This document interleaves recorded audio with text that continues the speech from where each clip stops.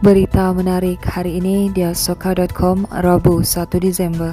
Baiklah, kita mulakan berita menarik hari ini dengan perkembangan COVID-19 di Sabah, di mana Sabah merekodkan satu kluster baru COVID-19 membabitkan institusi pendidikan hari ini yang setakat ini menjangkiti seramai 24 pelajar di Politeknik Sandakan.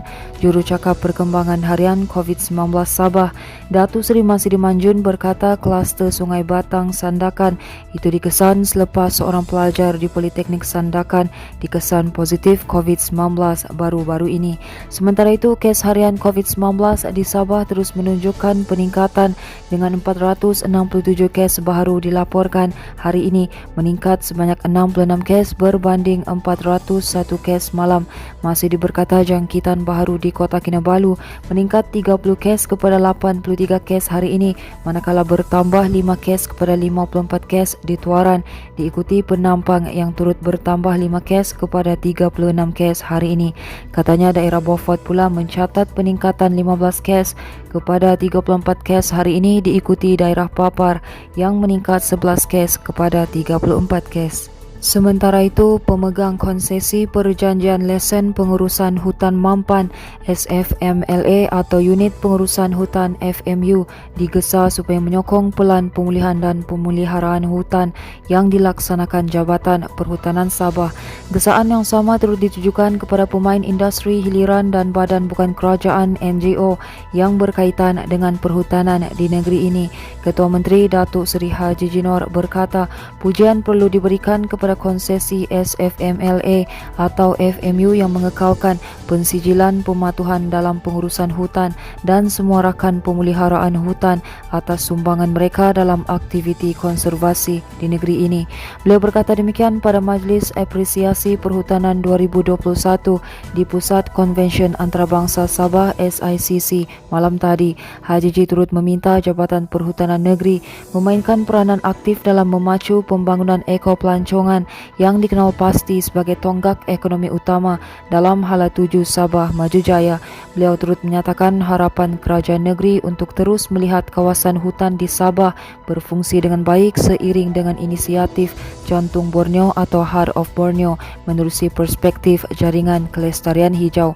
Jelasnya ia sejajar dengan aspirasi SMJ yang menekankan usaha pemeliharaan dan mengekalkan hutan serta biodiversity demi kepentingan Sabah dan negara atau dunia keseluruhannya.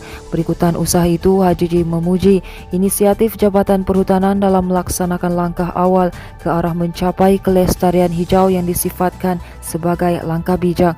Terdahulu, Haji Ji turut menekankan kepentingan character building terutama dalam memastikan tahap integriti yang tinggi dalam kalangan kaki tangan.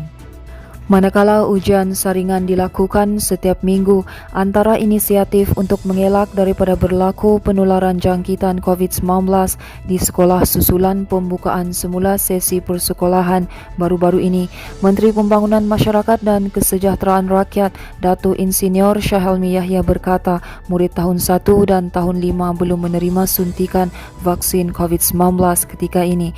Beliau berkata demikian selepas diminta mengulas berhubung bagaimana pemantauan dibuat di sekolah-sekolah bagi mengelak daripada berlaku jangkitan COVID-19 selepas sesi persekolahan bermula memandangkan murid berusia antara 7 hingga 11 tahun belum diberikan vaksin. Dalam pada itu mengulas berhubung masalah kekurangan pakaian perlindungan diri PPE di sekolah, Syahelmi berkata perkara itu sudah disampaikan kepada Timbalan Menteri Pendidikan Datuk Muhammad Alamin. Sementara itu ketika berucap pada majlis berkenaan, Syahelmi memaklumkan ada menerima maklumat di sekolah di kawasan utara Sabah mengalami kekurangan PPE ketika menjalankan ujian saringan kepada murid sekolah. Terdahulu, Syahelmi berkata dalam majlis itu sebanyak 9 sekolah rendah di Putatan menerima bantuan menerusi program di bawah kementeriannya. Sehubungan itu, Syahelmi berharap pengagihan bantuan ini dapat menaikkan semula semangat murid untuk kembali bersekolah selepas sekian lama tidak belajar secara bersemuka. Berita seterusnya, Jabatan Hal Ehwal Agama Islam JANS merancang akan membina 2 lagi buah sekolah menengah agama negeri di Tawau dan Sandakan. Menteri Tugas-Tugas Khas Datuk Muhammad Arifin Arif berkata, perancangan itu mengambil kira keperluan untuk pelajar di 2 daerah berkenaan melanjutkan persekolahan di sekolah agama. Mengulas lanjut, Muhammad Arifin turut memaklumkan bahawa sebanyak 3 bangunan sekolah agama di Beaufort, Keningau dan Tambunan dibina baharu. Sehubungan itu, Muhammad Arifin berkata pembinaan bangunan baharu bagi sekolah agama berkenaan adalah bagi memudahkan dan memberi keselesaan kepada pelajar supaya tidak lagi perlu bersesak dalam bangunan sekolah.